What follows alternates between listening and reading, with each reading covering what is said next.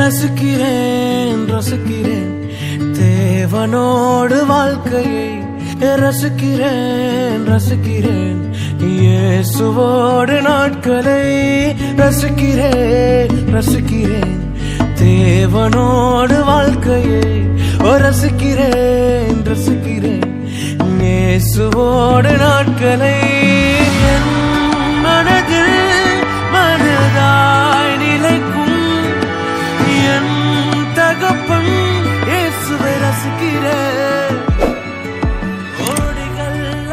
Brain axle சேனலை subscribe பண்ணுங்க.